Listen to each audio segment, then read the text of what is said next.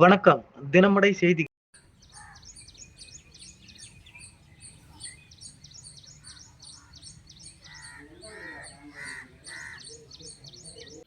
மாட்டு கொட்டகையை குண்டர்கள் மூலமாக சூறையாடிய சம்பவம் பென்னாகரம் பகுதியில் பெரும் பரபரப்பை ஏற்படுத்தியுள்ளது. தருமபுரி மாவட்டம் பென்னாகரம் அடுத்த சின்னம்பள்ளி பகுதியைச் சேர்ந்தவர் வீரப்ப கவுண்டர். இவரது மகன் மனோகரன் 62 வயதாகிய இவருக்கு சொந்தமாக பென்னாகரம் மேச்சேரி செல்லும் தேசிய நெடுஞ்சாலையில் விவசாயம் நிலம் உள்ளது. தனக்கு சொந்தமான வீட்டின் முன்பு 30 ஆண்டுகளுக்கு முன் மாட்டு கொட்டகை அமைத்து மாடுகளை பராமரித்து வருகிறார்.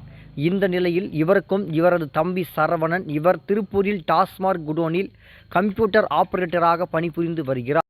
மேலும் மனோகரன் குடும்பத்தார் வெளியூர் சென்ற நேரத்தில் தம்பி சரவணன் வெளியூரில் இருந்து அடையாளம் தெரியாத குண்டர்களை அழைத்து வந்து வீட்டில் பொருத்தப்பட்ட கண்காணிப்பு கேமராக்களை அடித்து உடைத்ததுடன் மாட்டு கொட்டகையை அடித்து நொறுக்கியுள்ளார். இதில் மாட்டு கொட்டாய் முழுவதும் சேதம் அடைந்து உள்ள நிலையில் இதில் ஒரு சில காட்சிகள் மட்டும் பொருத்தப்பட்டிருந்த கேமராவில் பதிவாகி உள்ளது. அதை பார்த்த மனோகரன் பெரும்பாலை போலீஸ் ஸ்டேஷனில் கொடுத்த புகாரின் பேரில் போலீசார் விசாரணை மேற்கொண்டு வருகின்றனர்.